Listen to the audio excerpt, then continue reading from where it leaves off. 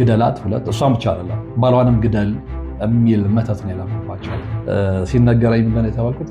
በስመ አብ ዕድሏ ሲጣፍጥ እየተባለ ነው ዕድሏ የተወሰደ። እነዛኛዎቹ ተመልካቾች አጥተው እኛ ተመልካች የምናገኝበት ጊዜ ይመጣል። ለራሳችሁ ቁርስ፣ ምሳ፣ እራት መብያ እንኳን ታጣላችሁ። ከጥቅም ጋር ነው የምንንቀሳቀሰው፣ ከጥቅም ጋር ነው የምንራመደው። በፍጹም አይቀየሩም የምትሏቸው ሰዎች ድብና አድርገው ይቀየራሉ። የቤተሰብ አባላችሁ በበሽታ ይመታል። ኧረ እንደዚህ አይነት ነገር የለም፣ ኧረ ሰዎችን እንደው ልብ አታቃቅሮ ምናምን ነው። የአጋዕዝተ ቅድስት ሥላሴን 17 ዓመት ሙሉ በጭራሮ ግድግዳ መቆም መስማት ለተዋህዶ ልጆች ልብ የሚሰብር ትልቅ ሐዘን ነው። በሞቀ ቤት እየኖርን ወለሉ አፈር ግድግዳው ጭራሮ የሆነን የአጋዕዝተ ቅድስት ሥላሴን ቤት ማሰብ ፈጽሞ የማይታሰብ ነው። እውነቱ ግን ይህ ነው። ሴቶች ነጠላቸውን፣ ወንዶች ፎጣቸውን እየጋረዱ ቅዱስ ቁርባን ሲቀበሉ ኖረዋል። የዛሬ 17 ዓመት ከጽላት ጋር የመጣ የተሰበረ ዣንጥላ የተቀደደ አልባስ ለመቀየር አቅም አንሷቸዋል፣ እጅ አጥሯቸዋል። አባቶች ይጣራሉ። ልጆች እንድትረዱን ስንል በአጋዕዝተ ዓለም ሥላሴ ስም እየጠየቅን ያለነ። እናቶች ድምፅ ያሰማሉ። መልስ እንስጣቸው። ለሊቦ ከምከም ወረዳ የመስኬ የቅድስት ሥላሴ ቤተ ክርስቲያን የበረከት ሥራ በጋራ እንነሳ። ሰላም ጤና ይስጥልን። በሀገር ውስጥና በመላው ዓለም የምትገኙ ወደ ቻናል ላይ ተከታታዮች ዛሬም እግዚአብሔር ፈቅዶ ተገናኝተናል። ለዛሬም እንግዲህ ለእናንተ ይጠቅማል ያልኩትን መርሃ ግብር ነው ይዤ እየቀረብኩት። ይሄው ምንድን ነው? እድላችሁ መወሰዱን የምታረጋግጡባቸውን ወሳኝ የሆኑ ነጥቦች እና ማሳያዎች ነው እምነግራችሁ። የብዙዎቻችሁ ጥያቄ ስለሆነ ማለት ነው። እና ብዙዎች በእድል መወሰድ ላይ ይጠራጠራሉ። አትጠራጠሩ፣ እድል በደንብ ይወሰዳል። ከዚህ በፊትም ደጋግሜ እንደነገርኳችሁ። ነገር ግን እድላችሁ ሲወሰድ እንዴት ማረጋገጥ ትችላላችሁ? ምን አይነት ምልክቶችን ነው የምትመለከቱት? ምን አይነት የባህሪም ሆነ አካላዊ ለውጥ በእናንተ ላይ ይታያል? እነዛን ይዛችሁ እድላችሁ እንደተወሰደ የምታረጋግጡባቸውን ነጥቦች ነው ለዛሬ እማጋራችሁ። ብዙዎች ይህንን ማወቅ ስለምትፈልጉ ማለት ነው። ከዛ በፊት ግን አንድ ነገር አለ፣ እሱም ማሳየት የግድ ይኖርብኛል። ይኸው ምንድነው? ያው የእናንተም ከፍተኛ የሆነ አስተዋጽኦ ስላለበት ማመስገን ስላለብኝ ነው። እንግዲህ በእናንተ ድጋፍ በእናንተ እርዳታ ያው ዩቲዩብ ይሄንን ልኮልናል። ይህ ሽልማት የኔ ብቻ አይደለም፣ ይሄ አዋርድ የኔ ብቻ አይደለም፣ የእናንተም ጭምር ስለሆነ ነው ይህንን ማሳየት አለብኝ። ስለዚህ ምንድነው የሚለው ፕሬዚደንትድ ቱ ወርቅ አፈራው አሰፋ ፎር ፓሲንግ 100,000 ሰብስክራይበር ይላል። ያው ዩቲዩብ ቲምን ቴንኪዩ ማለት ፈልጋለሁ፣ እናንተን ማመስገን ፈልጋለሁ። እና ይሄ ፕሬዘንቴሽን ማን ነው? ይሄ አዋርድ ፕሬዘንትድ የሆነው ለኔ ብቻ ሳይሆን ለእናንተም ጭምር ነው። 100,000 ሰዎች ወይም ከ100,000 በላይ ሰዎች 101,000 ምናምን አሁን ስለገባን የዛን ያህል ሰዎች ሰብስክራይብ ባታደርጉ ይኖሮ ይሄ ሽልማት ነው፣ ይሄ አዋርድ እኔ አይመጣም ነበር። ከዚህ በተጨማሪ እንግዲህ የደገፋችሁኝን ሰብስክራይብ ያደርጋችሁኝን ብቻም ሳይሆን የተቃወማችሁኝንም አሉታዊ አስተያየት የሰጣችሁትንም የተቃወማችሁትንም የእናንተም ማስተዋጽኦ ቀላል ስላልሆነ እናንተንም ማመስገን እፈልጋለሁ። ይሄን ያህል ካልኩኝ ወደ ዛሬው መርሃ ግብሬ ልሂድ። እንግዲህ ብዙዎች አሁን በህይወት መቅበዝበዝ ውስጥ ነው ያለነው። ሰርተን እርካታ አይሰማንም። ሰርተን ውጤታማ አንሆንም። የለፋኔውን ያህል አናገኝም። ተምረን የልፋት ውጤታችን ከጠበቅነው በታች ነው። ስለዚህ ይሄ ከእድል መያያዝ ጋር ስለሚያያዝ ምንድን ነው እድላችን ሲወሰድ የሚሰሙን ስሜቶች የሚለውን በዝርዝር እነግራችኋለሁ።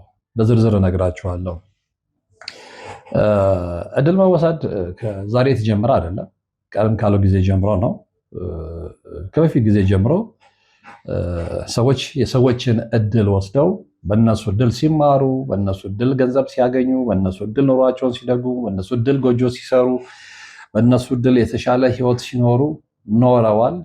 አሁንም እያደረጉት ነው፣ ወደፊትም ያደርጉታል። ይሄ ምንም ጥርጥር የለውም። እና እንደውም ትላንትና አንድ ታሪክ ተነግሮኝ በጣም ገርሞኛል። ዝም የለ ሃይላይት ዝም ብሎ ሃይላይት ነው የነገረኝ። ግን አንድ ቀን እግዚአብሔር ፈቅዶ እነዛ ሰዎች ወደ ሀገር ቤት ሲመለሱ ቁጭ ብላ ባለታሪኳ ታሪኳ ልታጫውተኝ ቃል ገብታልኛለች። እና ምንድን የሆነ ዝም ብዬ ሃይላይቱን ልንገራችሁ። እዚህ ያለች በጣም ጥሩ ሰው ነች። ሰዎች ትረዳለች፣ ሰዎች ትደግፋለች፣ የተቸገሩትን ታግዛለች። እና ሁሌም ስለምትለፋ የሚለፋ ሰው ደግሞ ውጤታማ ስለሚሆን ውጤታማ እየሆነች ትመጣለች። ውጤታማ እየሆነች ስትመጣ አጠገቧ ያሉትን ሰዎች እየበለጠች ስትመጣ ከነሱ በላይ አውትሻይን ማድረግ ስትጀምር ይጠምዷታል። ልብ አድርጉ። የምትጠመዱት እድላችሁ የሚወሰደው እናንተ ክፎች ሆናችሁ ሳይሆን እናንተ ከሌላው የተሻላችሁ ሆናችሁ ስትገኙ፣ አንድ እርምጃ ስትራቡ። ከዛ በኋላ ምንድን ነው ያደረጉት? ሁለት አሉታዊ እርምጃዎችን ነው የወሰዱባት፣ ሊያውም ዙሪያ ያሉ ሰዎች። አንደኛው እድሏን አስጠንተው ሙልጭ አድርገው ነው የወሰዷት። እንደውም ሲነገረኝ ምንድን ነው የተባልኩት? በስመ አብ እድሏ ሲጣፍጥ እየተባለው እድሏ የተወሰደው ታችሁ እድሏ ሲጣፍጥ እየተባለ እንግዲህ ማንም ፍርፋሪ ለቃቃሚ ጠንቋይ፣ ቃልቻ፣ ወቃቢ እንደዚህ አይነት ክፋት የሚሰራ ደብተራ አጥንቶ የዛን ሰው እድል ሲያቅ ምን አይነት እድል እንደሆነ ያውቀዋል። እና የእሷም እድል ሲወሰድ የሚጣፍጥ እድል እየተባለ ነው የተወሰደው። ከዛ በኋላ እድሏን ያስወስዱና ወደ ራሳቸው ያመጡ ሰዎች ከዛ ወዲያ መንቀሳቀስ ምናምን የጀመሩት። በኋላ ግን ይሄ አልበቃ ብሏቸው እድሏን ጥርቅርቅ አድርገው ከወሰዱ በኋላ በመንፈሳዊ ጥንካሬዋ ጀግና ልጅ እንደሆነች ስለምታውቁና እየሰገደች፣ እየቆረበች፣ እየተንበረከከች፣ እየጸለየች፣ እየጾመች የተወሰደ እድሏን እንደምታስመልስ ስላወቁ ሌላ መተት ነው የላኩባት። ያ መተት ምንድነው? አብራን ከርት 1 ግደላት 2 እሷን ብቻ አይደለም ባሏንም ግደል የሚል መተት ነው የላኩባቸው። በጣም የሚያሳዝን ሁኔታ ማለት ነው። እነዚህ ሰዎች እንዳልኳችሁ ባህር ማዶ የሚኖሩት ሀገራቸው በፍጹም እንዳይመለሱ ነው። ይሄ የአብራን ከርት መተት የተላከባቸው እንዲሁም ደግሞ በወጡበት እንዲቀሩ ማለት ነው። የሰው ልጅ ክፋት እዚህ ደረጃ ደርሷል። የቅርቦቻችን ክፋት እዚህ ጋር ደርሷል። ሰው ስለለፋ፣ ስላደገ፣ ስለተለወጠ እድሉን ወስዶ ያ ሳያንስ ደግሞ እንደገና ሀገሩ ተመልሶ እንዳይገባ እዛ በወጣበት እንዲቀር እንዲሞት ጥላውጊ መላክ እዚህ ደረጃ ላይ ደርሰናል። የሉሲፈር የቅርብ አማካሪዎች ሆነናል። የአጋንንት የቅርብ ባለሟል ሆነናል። ይህንን በግልጽ እነግራችኋለሁ። የምትቀበሉ የገባችሁ ትቀበላላችሁ፣ የማትቀበሉ ያልገባችሁ የደነዘዛችሁ ደግሞ እንደደነዛችሁ ትቀጥላላችሁ። አንድ ቀን ግን ያው ማገሮት ትጨርሳላችሁ እንጂ የሆነ ቀን ግን እናንተ ላይ ሲደርስ ተረዱታላችሁ። እና እናንተ ላይ እንዳይደርስ ነበር ጥረታችን። ኤኒዌይ የሚሆነውን ወደፊት እንመለከተዋለን። የሆነ ሆኖ ዛሬ ወደ ተነሳሁበት ርዕሰ ጉዳይ ስመጣ እድላችን እንደተወሰደ በምንድን ነው የምናረጋግጠው? ብዙዎቻችሁ ትደውሉና እጠራጠራለሁ እድሌ እንደተወሰደ፣ ብዙ ነገሮች እየተበላሹብኝ ነው፣ ግን መሀል ጥርጣሬ ላይ ነው ያለችና እድሌ ተወስዷል አልተወሰደም፣ እንዲህ አይነት ምልክቶችን አያለው የምትሉኝ ሰዎች አላችሁ። ይህንንም ጥያቄ ለምትጠይቁኝ እንዲሁም ደግሞ በውስጣችሁ ይዛችሁ ለምትብሰለሰሉ ሰዎች መልስ ይሆናል ብዬ ነው ይህንን መርሃ ግብር ያዘጋጀሁት። አንደኛው እድላችሁ ሲወሰድ ባዶነት ይሰማችኋል። ባዶነት በቃ ምንም የመኖር ትርጉማችሁ ይጠፋችኋል። ምንም የሚያስደስታችሁ ነገር የለም። ባዶነት የባዶነትን ስሜት የደረሰበት ያውቀዋል አለ። በቃ ምንም የማልጠቅም ነኝ ብለን እንድናስብ አእምሯችን ያስገድደናል።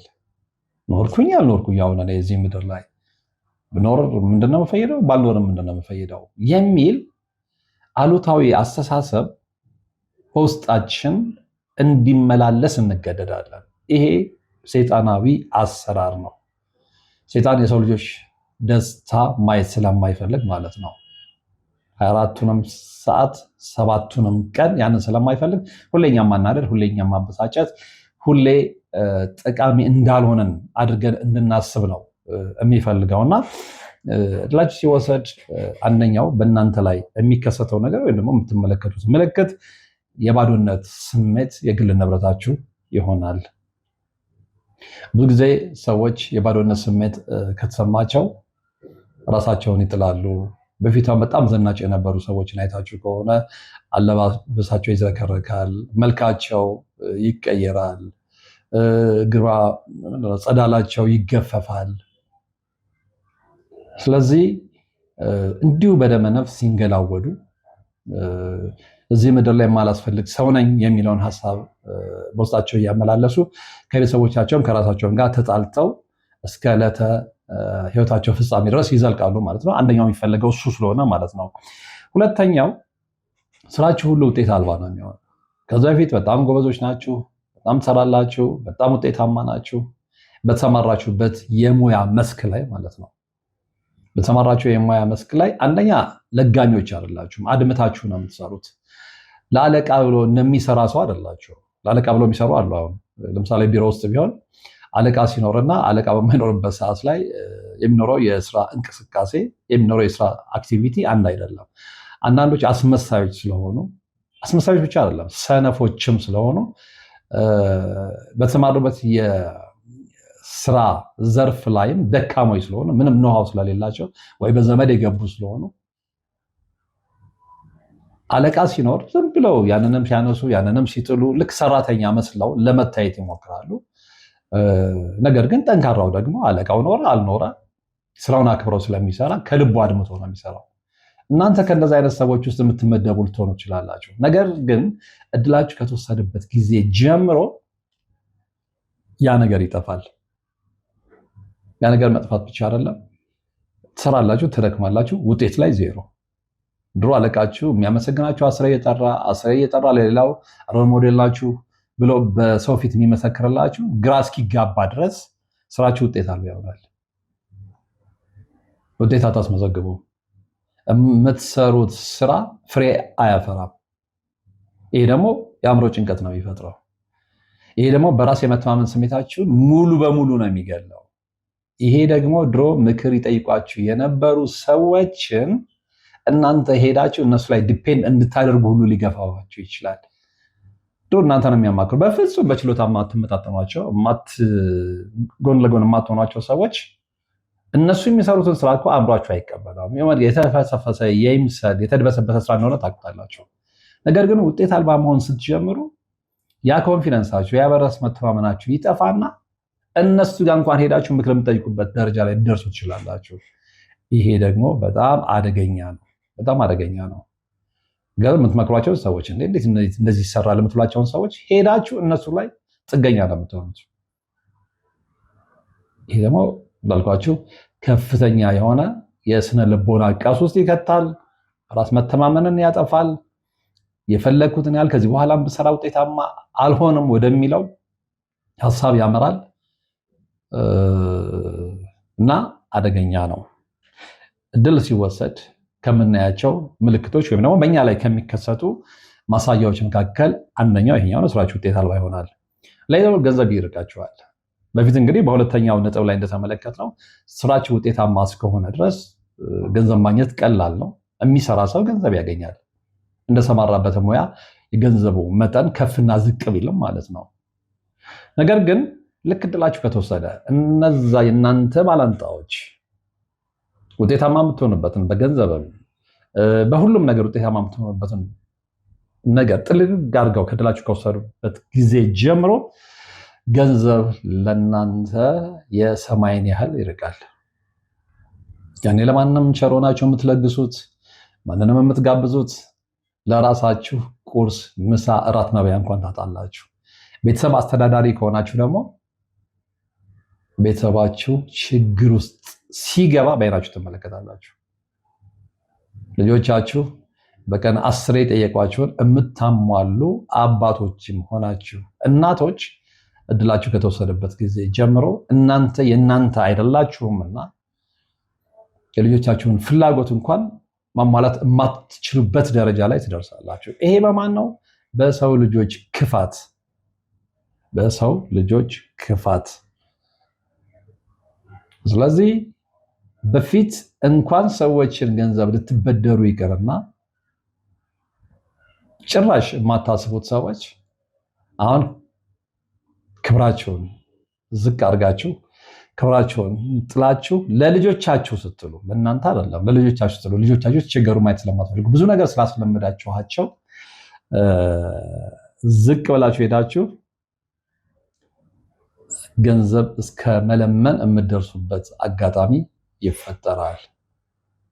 ለምን? እናንተ የእናንተ ስላልሆናችሁ፣ በእናንተ ውስጥ ሌላ እርጉም መንፈስ ገብቶ የእናንተ የሆነውን መልካም ነገር ሁሉ ወስዶ ለሌሎች ስለሰጠ። ይህም በስነ ልቦና ላይ የሚያሳድረው ቀውስ ቀላል እንዳልሆነ ለእናንተ መንገር የሚያስፈልገኝ አይመስለኝም። ገንዘብ ደግሞ ታውቃላችሁ፣ በተለይ በዚህ የኑሮ ውድነት ጊዜ በተለይ ቤተሰብ ለሚያስተዳድር ልጆች ላሉት ሰው ምን ያህል ከባድ እንደሆነ ታውቃላችሁ። ምን ያህል ከባድ እንደሆነ ታውቃላችሁ። እና እነዛ ክፉ ሰዎች የእናንተን እድል የወሰዱ አንቀረት መንፈስ የላኩባችሁ ግደለው ግደላት ያሉት ሰዎች የሚፈልጉትም ይሄንን ነው። ገንዘብ አታችሁ ስትንከራተቱ ማየት፣ ገንዘብ አታችሁ ስትቸገሩ ማየት፣ ገንዘብ አታችሁ ስትለምኑ ማየት። ሰው እዛ ላይ ደርሷል። ሰው እዚህ ደረጃ ላይ ደርሷል። የሰውን መቸገር ማየት የሚያስደስተው ትውልድ ነው አሁን እየተፈጠረ የመጣው። ይሄ በውስጣችን የሚፈጥረው ስነልቦናዊ ተጽዕኖ ደረጃው የቱ ጋር እንደሆነ እናንተ አሃዝ አውጥታችሁ ስጡት። ግን በጠቀስኩላችሁ 3 ነጥቦች ውስጥ እየታመሱ ያሉ በርካታ ኢትዮጵያን ወንድሞችና እህቶች በሀገር ውስጥም በባህር ማዶም እንዳሉ አውቃለሁ። ምክንያቱም ደውለው ስለሚነግሩኝ፣ ደውለው ስለሚያማክሩ። ሌላው እና አራተኛው እድላችሁ ሲወሰድ የምታዩት ምልክት፣ ይህም አስጨናቂ ነው። ይህም በራሳችሁ ላይ ያለውን ሰልፍ ኮንፊደንስ ወይም በራስ የመተማመን ስሜት የሚያጠፋ ነው። ወዳጆቻችሁ ይክዷችኋል፣ ይተዋችኋል። ድሮ እኮ በየደቂቃው እየደወሉ የሚፈልጓችሁ የት ነህ ምሳ እንበላም ወይ የት ነህ ሻይ እንጠጣም ወይ የሚሏችሁ ሰዎች፣ የጋራ አሳታፊ ተግባራት ሲኖሩ እንዴ ያላንተማ እንዴት ይሆናል እና እንደዚህ አይነት ነገር አለ አብረን እንሰራለን የሚሏችሁ ሰዎች እስከ መፈጠራችሁ ነው የሚረሷቸው። እድላችሁ ከተወሰደበት ጊዜ ጀምሮ እስከ መፈጠራችሁ ያከብሯችሁ የነበሩ አረ እሱ ያልተሳተፈበትም ነገርማ እንዴት የሚሏችሁ ሰዎች እስከ መፈጠራችሁ ትዝ ላትሏቸው ሁሉ ትችላላችሁ፣ ትሰማላችሁ። በፊት በየደቂቃው እየጠሯችሁ አንዳንዴ እናንተ ሳደውሉላችሁ። እንደውም አንድ ጓደኛዬ በዚህ ጉዳይ ላይ ስናወራ ምንድን ነው ያለኝ፣ ኧረ ትቀልዳለህ፣ ይሄማ በቃ አሁን ያለም እኮ የሚታይ ነባራዊ ገጽታ ይሄ ነው ያለኝ። እና እነዛ ሰዎች ስልክ ሳደውሉላቸው ሁሉ ሮጦ ያነሳሉ አለ። ስልክ ሳደውሉ አስቡ፣ የዛን ያህል ለእናንተ ያላቸው አመለካከት ከፍተኛ ነው ለማለት ፈልጎ ነው።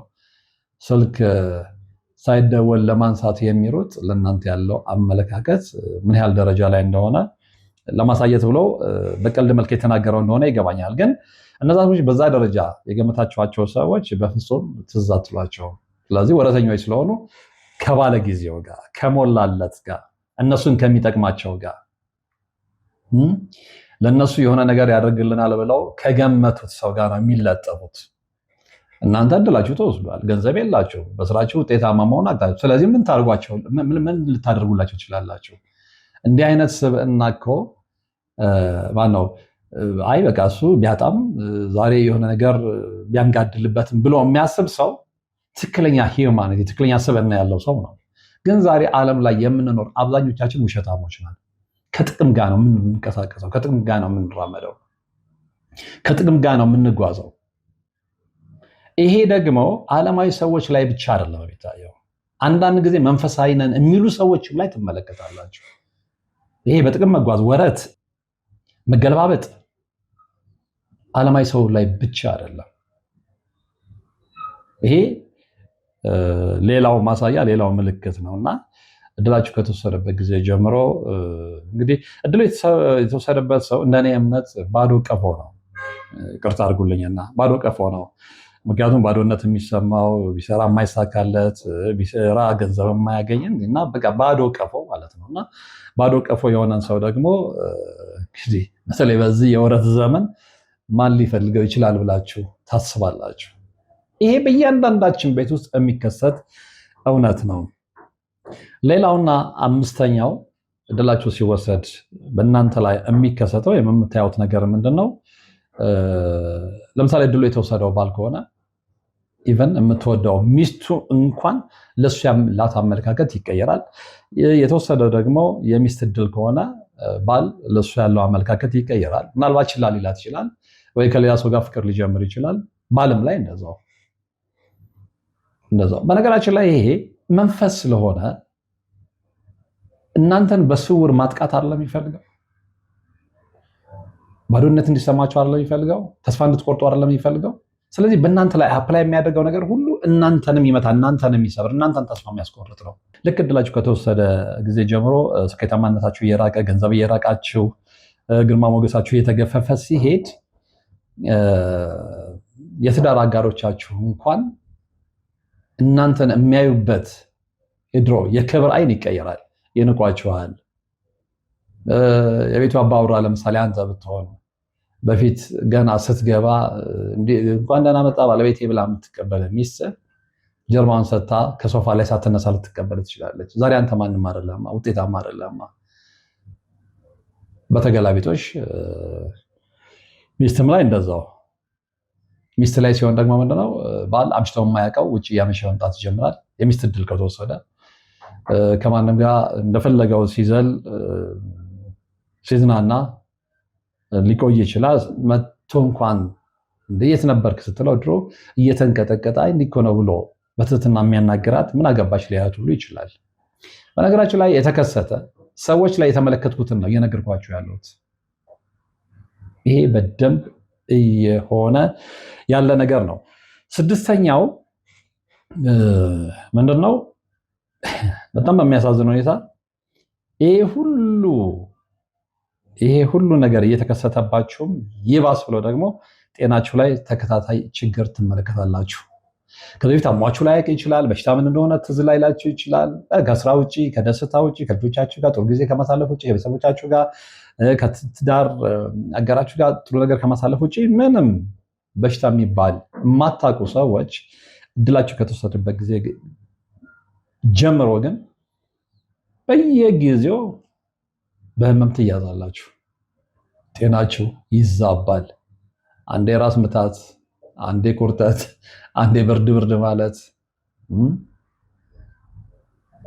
በቃ እናንተ ስያሜ ልታወጡለት የማትችሉት የበሽታ አይነት ይቆጣጠራችኋል። ግራ እስክትጋቡ ድረስ እናንተ ብቻ አይደላችሁም፣ አጠገባችሁ ያለ ሰውም ግራ እስኪጋባ ድረስ ሁሌ ትታመማላችሁ። አንድ ቀን እኮ ታማችሁ አታውቁም። አንድ ቀን ስራ ቀርታችሁ አታውቁም። አሁን ግን ትታመማላችሁ። እግራችሁን ይዛችኋል፣ ሰውነታችሁን ይዛችኋል። ጀርባችሁ መስራት ያቆማል። ጀርባችሁ ኃይለኛ ፔን ውስጥ ይገባል።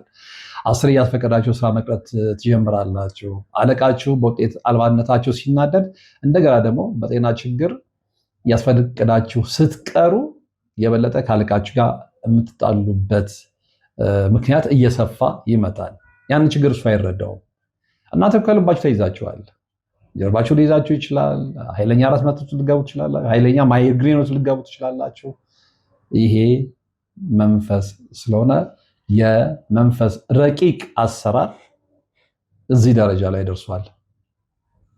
ሌላው በእናንተ ላይ ብቻ አይደለም። በጣም በሚያሳዝን ሁኔታ እንግዲህ ፈተናው አንዴ ጀምሮ የለ ጤናችሁ ላይ ተከታታይ ችግር የሚደርሰው እናንተ ብቻ ሳትሆኑ እናንተ ደግሞ ትንሽ ያገገምን ብላችሁ ሐኪም ቤት ሄዳችሁ እንደው ትንሽ ሪሊፍ ማግኘት ስትጀምሩ ደግሞ የቤተሰብ አባላችሁ በበሽታ ይመታል። በጣም ክፉ ዘመን ላይ እኮ ነው ያለነው ሰዎች። ሁሌ ደስታችሁን እግር ከእግር እየተከተለ የሚያጠፋ እርኩስ መንፈስ ነው የሚላክባቸው። በነገራችን ላይ እድልን የሚወስድ ቅዱስ መንፈስማ ሊሆንም አይችልም። ከእናንተ አልፎ የቤተሰባችሁ አባልም በጤና ችግር ይሰቃያል። ያ ደግሞ ምን ያህል እንደሚበጠብጣችሁ የደረሰባችሁ ልታውቁ ትችላላችሁ። ስምንተኛው እድላችሁ ሲወሰድ ስምንተኛው የምትመለከቱት በእናንተ ላይ የምትመለከቱት ለውጥ ምንድን ነው? ያለ በምክንያት አይደለም። ያለ ምክንያት የምትወዷቸው ልጆቻችሁ ላይ ልትጮሁ ትችላላችሁ። ያለ ምክንያት ልትመቷቸው ትችላላችሁ። ያለ ምክንያት ልትቆጧቸው ትችላላችሁ። ምንም እኮ እንትን የለውም። ድሮ እንደዚህ ሲላፏችሁ ምናምን ደስ የሚላችሁ በእነሱ የምትደሰቱ በእነሱ የምትረኩ ሰዎች አሁን ሲላፏችሁ እንኳን አቦዘር በሉ ወይ ደክሞኛል ነው የምትሏቸው። አቦዘር በይ አቦዞር በል ነው የምትሏቸው። ልጆቻችሁ ማየት ያስጠላችኋል። ልጆቻችሁ እስኪደነግጡ፣ ይሄ ጎረምሳ ልጆቻችሁ ላይ ብቻ አይደለም፣ ህፃናት ምንም የማያውቁ ልጆቻችሁ ላይ ስራ ውላችሁ ተመልሳችሁ እስክታያቸው የምትጓጉላቸው ልጆቻችሁን እንኳን በአይናችሁ ማየት ያስጠላችኋል። ስለዚህ መጥተው አባቢ መጣ ብለው ላያቸው ላይ የሚንጠለጠሉ ልጆቻቸውን እንደ በፊቱ መጥተው ሊንጠለጠሉ ልትገፈትሯቸው ትችላላችሁ። ጭንቅላታቸውን ልትቀጠቅጧቸው ትችላላችሁ። ምክንያት ቢኖር መልካም፣ ምክንያቱም ቢኖርም ልጅ በዚህ መልኩ አይቀጣም። ይሄኛው ግን እድላችሁ ከተወሰደበት ጊዜ ጀምሮ አእምሯቸውንና እናንተን የተቆጣጠረው ኃይል ሌላ ኃይል ስለሆነ ቤታችሁ ውስጥ ትርምስ አይደለም መፍጠር ይፈልገው። ስለዚህ በረባ ባረባው ልጆቻችሁን እንደነገርኳችሁ ማጎሳቆል ትጀምራላችሁ። ይሄ ደግሞ ሌላ ምንም ጸብ ያመጣል። ሚስት እንደ ምን አድርገች ወይም ምን አድርገህና ነው የምትመጣው? ምን አገባሽ ይመጣል። ከዛ በኋላ ደግሞ ቤት ውስጥ የሚፈጠረውን ጦርነት አስቡት። ይሄ ያው ሰይጣናዊ አሰራር ስለሆነ ብዙዎች በዚህ ውስጥ ሰለባ የሆኑ ሰዎች የሚያጋጥማቸው ነገር ነው። ሌላው እድላችሁ ሲወሰድ የምታዩት በእናንተ ላይ የምታዩት ለውጥ የምታዩት የባህሪ መቀየር ምንድን ነው? የትናንትና ጥሩ ነገራችሁን እያስታወሳችሁ በጸጸት ትጋያላችሁ። አሁን ብዙ ነገር ተቀይሯል። ትለፋላችሁ፣ ውጤት የለም። ጓደኞቻችሁ ርቀዋችኋል። ባል ከሆንክ ሚስት ችላ ብልሃለች፣ ሚስት ከሆንሽ ባልሽ ችላ ብሎሻል። ጤናችሁ ተዛብቷል። የእናንተ ሳያንስ የቤተሰባችሁ ወይ እናት ወይ አባታችሁ ታመዋል። በዚህ ነገር ውስጥ ሁሉ የተጎሳቆላችሁ እያላችሁ ምንድነው ትዝ የሚላችሁ? የትናንትና ጥሩ ነገራችሁን እያስታውሳችሁ ይህ ሁሉ ነገር እኔ ላይ የሚፈራረቀው ለምንድን ነው? ትናንትና እኮ በጣም ጥሩ ነበርኩ፣ ውጤታማ ነበርኩ፣ ገንዘብ ነበረኝ፣ ባለቤቴ ትወደኝ ነበረ። ዛሬ ባለቤቴ ንቃኛለች፣ ከልጆቼ ጋር ፍቅር የለኝም፣ ልጆቼ ሸሽተውኛል። እኔም ያለ ምክንያቱም በማላውቀው ምክንያት ልጆቼን እየደበደብኩ ነው። ብቻችሁ ስትሆኑ ያን ነው የምታስታውሱት። እና የትናንትና ነገራችሁን የትናንት መልካም ነገራችሁን እያስታውሳችሁ በጸጸት ትጋያላችሁ። ያንን የትናንትና ማንነታችሁን መልሳችሁ ማምጣት ብትፈልጉም አትችሉም። ምክንያቱም ድላችሁ ተወስዷል። ምክንያቱም የተቆጣጠራችሁ ሌላ መንፈስ ነው። ስለዚህ የበለጠ አእምሯችሁ እየተጎዳ ነው የሚመጣው። ሌላው በጣም በሚያሳዝን ሁኔታ ልክ እድላችሁ ከተወሰደና ማንነታችሁን ካጣችሁበት ጊዜ ጀምሮ በእናንተ ላይ የምታዩት ነገር ምንድነው? ብትናገሩ አትደመጡ። ሌላ ጊዜ እኮ ከሰዎች መሀል ሆናችሁ መናገር ባትፈልጉ እንኳን እንደው የሆነ ኮንፈረንስ የሚሆን ምንም ነገር ላይ ለእሳቸው እድል ይሰጥ ተብሎ የሚሰጣችሁ አይነት ሰዎች ናቸው።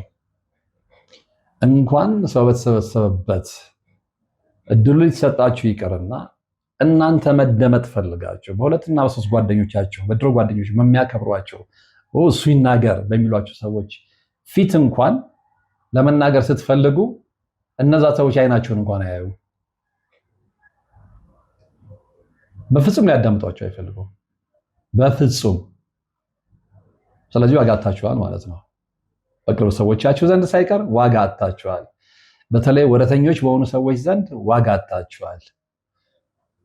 ስለዚህ በፊት አይ በቃ እስኪ በዚህ ጉዳይ ላይ ደግሞ እሳቸው አስተያየት ይስጡ፣ እስኪ በዚህ ጉዳይ ላይ ደግሞ እስኪ አንተ ተነጋገር፣ ከዚህ በዚህ ጉዳይ ላይ ክህሎቱ ስላለ ችሎታው ስላለ አንተ የምትለው ነገር ደግሞ እኛን ስለሚጠቅመን፣ አንቺ የምትይው ነገር ደግሞ እኛን ስለሚጠቅመን በዚህ ላይ ያለሽን አስተያየት አካፊን፣ በዚህ ላይ ያለህን አስተያየት አካፍለን የምትባሉ ሰዎች ልናገር ብትሉ አርፈ ተቀመጥ ነው የምትባሉት። ስለዚህ ምንጊዜም በቆማችሁበት ቦታ ላይ እንደቆማችሁ እንደማትቀሩ ልብ አድርጉ። ዓለም ተለዋዋጭ ነች። ዓለም ወረተኛ ነች። ሰዎች ወረተኞች ናቸው። ሰዎች ተለዋዋጮች ናቸው። በፍጹም አይቀየሩም የምትሏቸው ሰዎች ድብን አድርገው ይቀየራሉ። በፍጹም አይተውንም የምትሏቸው ሰዎች እርግፍ አድርገው ይተዋችኋል። እናንተ የዛሬ ባለተረኞች ልትሆኑ ትችላላችሁ። የነገ ባለተረኛው ሌላ ነው። ነገ የሚፈለገው ሌላ ነው። ነገ ቦታ የሚሰጠው ሌላ ነው። እናንተ እንደ ዕቃ ኤክስፓየርድ ታረጋላችሁ። ይህንን አምናችሁ መቀበልና ሁሌም በተቻለ መጠን የራሳችሁን ግብር ለመጠበቅ ተፈላጊ ለመሆን የራሳችሁን እርምጃ ለመውሰድ ያለባቸው።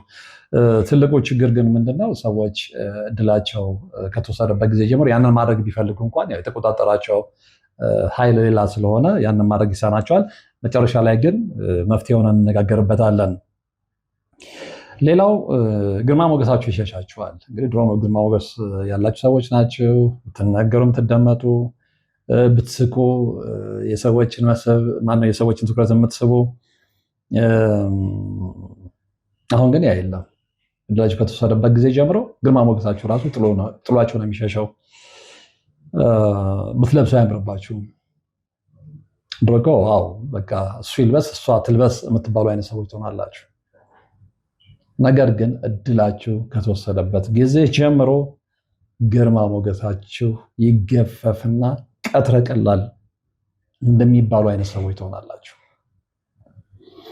ከውጭ የሚያውቁት ሰዎች የሰው ምን ነክቶት ነው፣ እቺ ሴት ምን ነክቷት ነው ብለው እስኪደነግጡ ድረስ ማለት ነው። ይሄ ሁሉ የሆነባቸው ግን በክፉ ሰዎች መሆኑን ደግሞ እንዳትረሱ።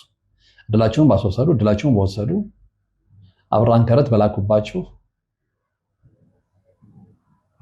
ግደላት ግደለው ብለው ጥላ ወጊ በላኩባችሁ ሰዎች መሆኑን እንዳትረሱ። አሁን አንዳንድ ሰዎች ኧረ እንደዚህ አይነት ነገር የለም፣ ኧረ ሰዎችን እንደው ልብ አታቃቅሮ ምናምን። ሲደርስብህ ታውቀዋለህ። ማንም ላይ እንዲደርስ አልፈልግም፣ ግን ሲደርስብሽ ታውቂዋለሽ።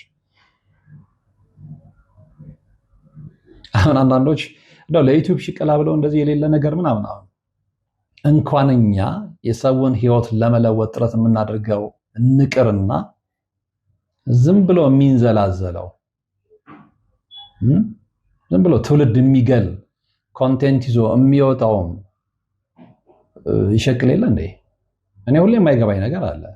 ዶክተሩ በነፃ ነው የሚሰራው፣ አትሌቱ በነፃ ነው የሚሮጠው፣ ሌሎች ሰራተኞች በነፃ ነው የሚሰሩት። ዩቲዩብ ጋር ሲመጣ ሽቀላ የሚለው ቃል አብሮ ታግ የሚደረገው ለምን እንደሆነ አይገባኝም። ስለዚህ ሽቀላ ከሆነ የሁሉም ሽቀላ ነው።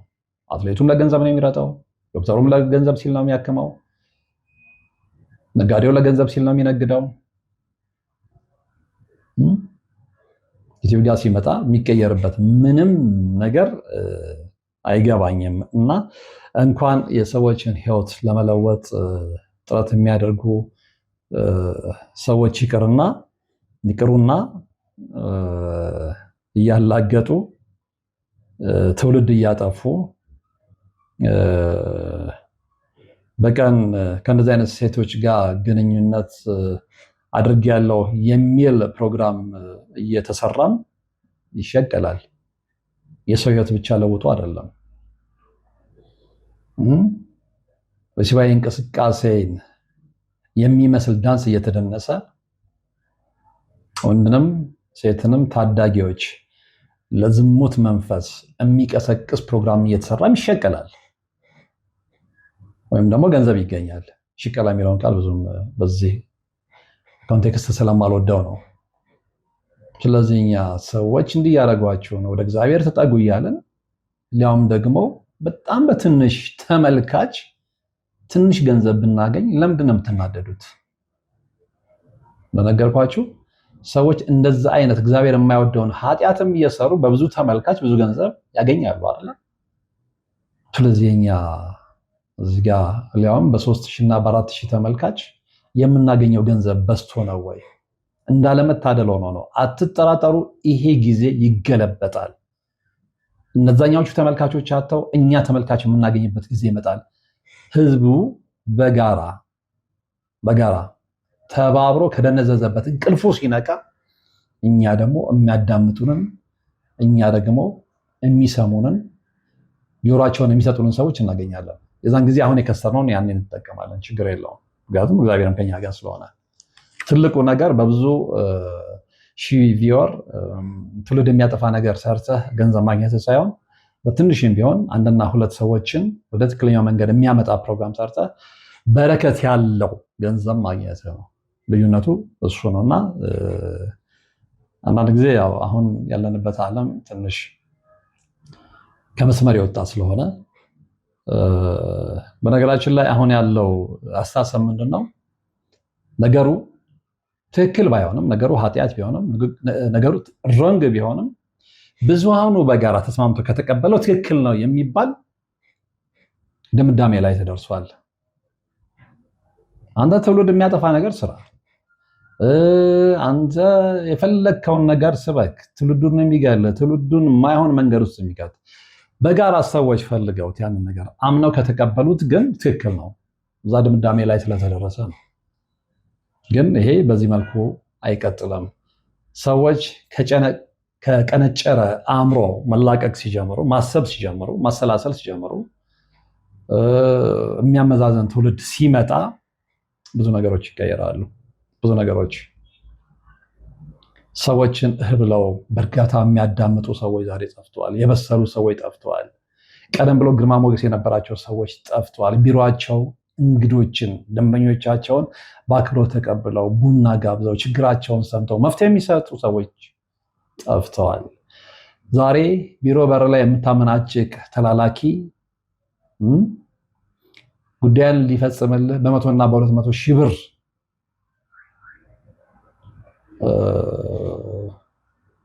የገንዘብ መጠን ጉቦ የሚጠይቅ ስራው ምን እንደሆነ የማያውቅ ሰው የበዛበት ዘመን ላይ ስላለን ብዙ ነገሮች ተገለባብጠዋል። ይሄ ግን አትጠራጠሩ፣ አንድ ቀን አእምሯችን መዳበር ሲጀምር እንላቀቀዋለን።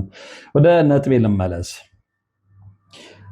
12ኛው እንግዲህ 11ኛው ግርማ ሞገሳችሁ ይሸሻችኋል ብያችኋለሁ። 12ኛው ምንድን ነው የሚሆነው? እድላችሁ ከተወሰደበት ጊዜ ጀምሮ ደስታ አልባ ትሆናላችሁ። ደስታችሁ ይጠፋል። ምንም ነገር አያስደስታችሁም። ድሮ የሚያስደስቷችሁ ነገሮች ሁሉ አሁን እንደውም የሚያናድዷችሁ ይሆናሉ። ድሮ የምትሰሟቸው በቃ ልስልስ ያሉ ሙዚቃዎች የምትረቁባቸው ወይ የሆነ ጭንቀት ሲይዛችሁ እነሱ የሰማችሁ ሌላ በምናብ የምትጓዙባቸው ሙዚቃዎች ያስጠሏቸዋል። የምትወዳቸው መጽሐፎች እናንተነታችሁን ለትልቅ ስብና ያበቁ መጽሐፎቻችሁ አንድ መስመር ማንበብ አትችሉ። እድላችሁ ከተወሰደበት ጊዜ ጀምሮ የስራ ሞቲቫችሁ ይጠፋል።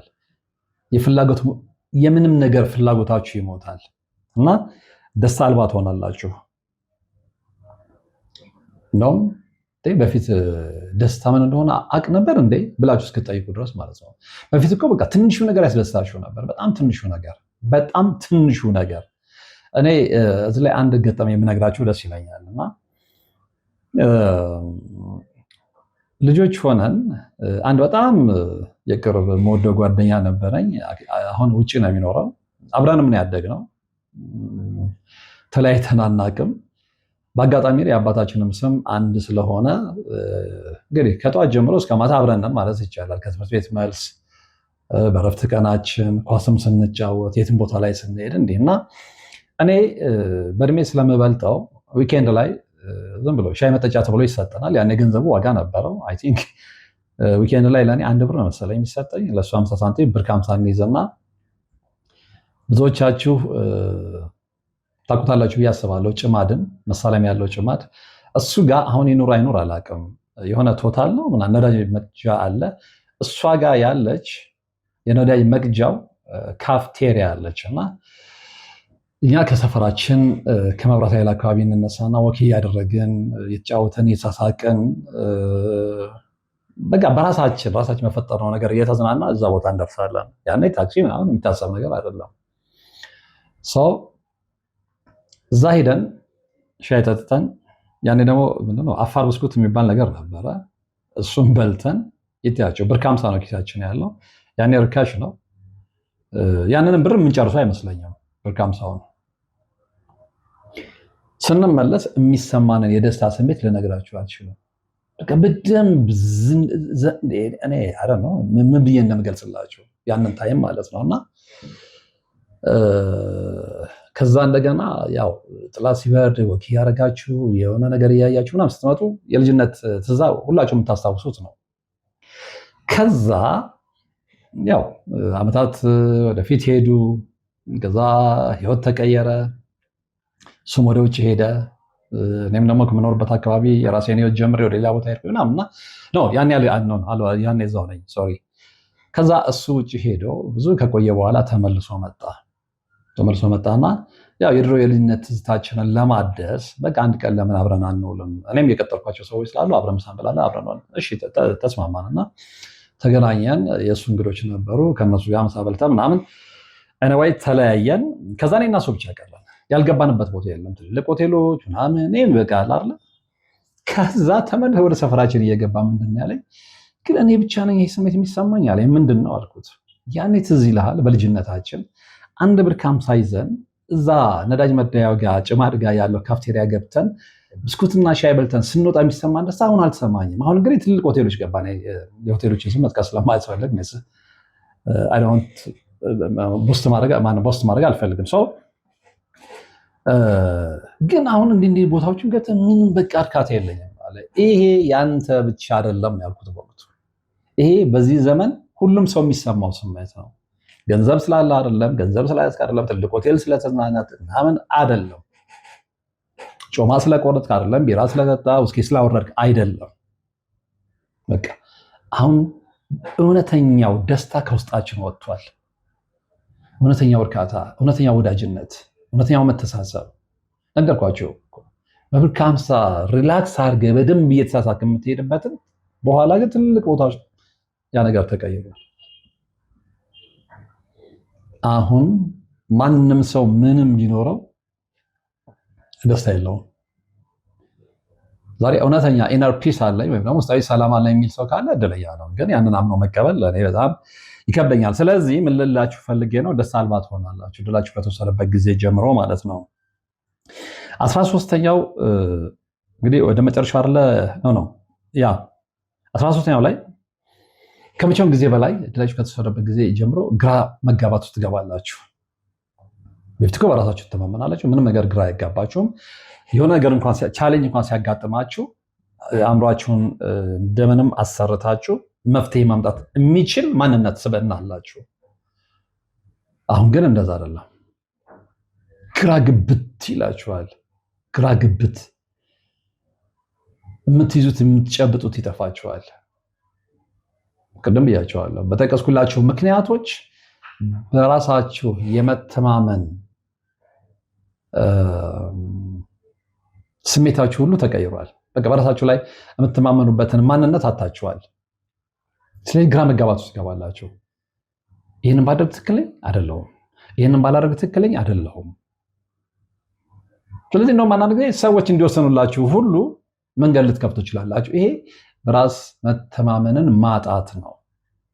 ስለዚህ ድሎ የተወሰደበት ሰው በላዩ ላይ ከሚያየው አንደኛው ማሳያ ምልክት ግራ መጋባት ነው። ግራ መጋባት ነው።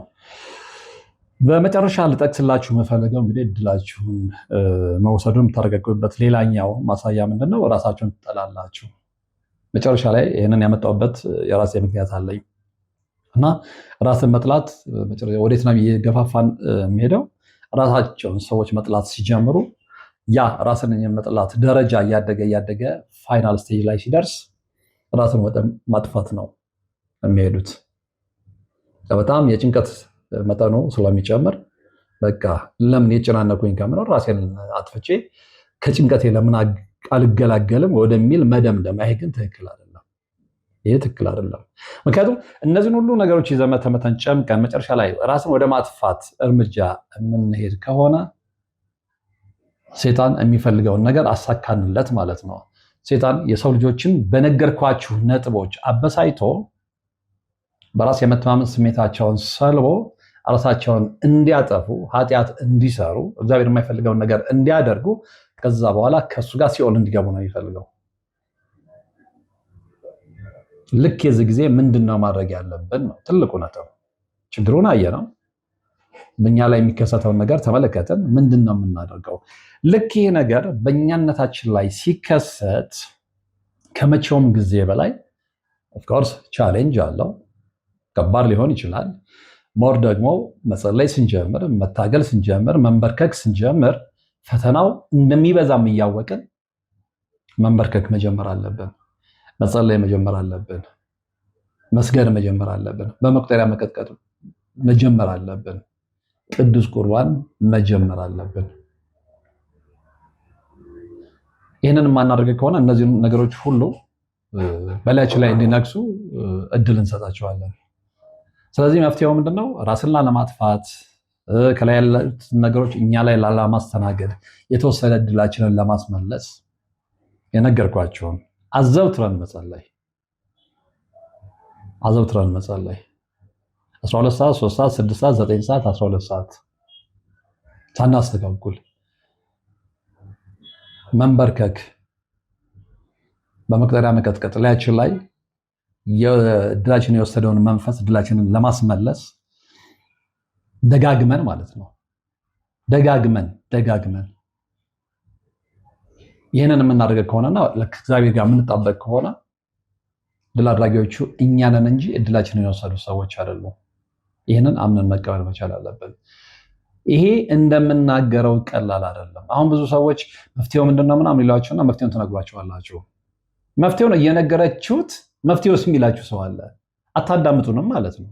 እስከ መጨረሻው አትከታተሉም ማለት ነው። ለዚህም ነው ፕሮግራሙን ጀምራችሁ አትተው እስከ መጨረሻው ይሁት የምንለው ለዛ ነው። መፍትሄው ያለው መጨረሻው ላይ ስለሆነ ማለት ነው። እና ብዙዎች መፍትሄውን ነግራችኋቸው ጸልዩ፣ ስገዱ፣ ቁረቡ፣ ተንበርከኩ፣ አልቅሱ፣ ተማጸኑ እያልናቸው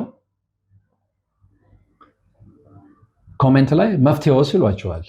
እስከ መጨረሻው ፕሮግራሙን አላየውም ወይም ደግሞ ርዕሱን ብቻ ነው ያየው ማለት ነው። ስለዚህ ፕሮግራም ሳታዳምጡ መፍትሄ የምትሉ ሰዎች እባካችሁ ከራሳችሁ ጋር ሁኑ። ስለዚህ መፍትሄው ይሄ ነው። መፍትሄው መጸለይ ነው። መፍትሄው እግዚአብሔርን መማጸን ነው። መፍትሄው የተወሰደ እድላችሁን እንዲያስመልስላችሁ አምላካችሁን መለመን ነው። በቅዱስ ቁርባን መታተም ነው። ሳይሰለቹ መስገድ ነው። ሳይሰለቹ መጸለይ ነው። እግዚአብሔር ከእናንተ ጋር ይሁን። መርሐ ግብሬን አበቃሁ። በቀጣይ በሌላ መርሐ ግብር የምንገናኝ ይሆናል። እስከዛው ግን በያላችሁበት ሰላም። የአጋዕዝተ ቅድስት ሥላሴን 17 ዓመት ሙሉ በጭራሮ ግድግዳ መቆም መስማት ለተዋህዶ ልጆች ልብ የሚሰብር ትልቅ ሐዘን ነው። በሞቀ ቤት እየኖርን ወለሉ አፈር ግድግዳው ጭራሮ የሆነን የአጋዕዝተ ቅድስት ሥላሴን ቤት ማሰብ ፈጽሞ የማይታሰብ ነው። እውነቱ ግን ይህ ነው። ሴቶች ነጠላቸውን፣ ወንዶች ፎጣቸውን እየጋረዱ ቅዱስ ቁርባን ሲቀበሉ ኖረዋል። የዛሬ 17 ዓመት ከጽላት ጋር የመጣ የተሰበረ ዣንጥላ፣ የተቀደደ አልባስ ለመቀየር አቅም አንሷቸዋል፣ እጅ አጥሯቸዋል። አባቶች ይጣራሉ። ልጆች እንድትረዱን ስንል በአጋዕዝተ ዓለም ሥላሴ ስም እየጠየቅን ያለነ። እናቶች ድምፅ ያሰማሉ፣ መልስ እንስጣቸው። ለሊቦ ከምከም ወረዳ የመስኬ የቅድስት ሥላሴ ቤተ ክርስቲያን የበረከት ሥራ በጋራ እንነሳ።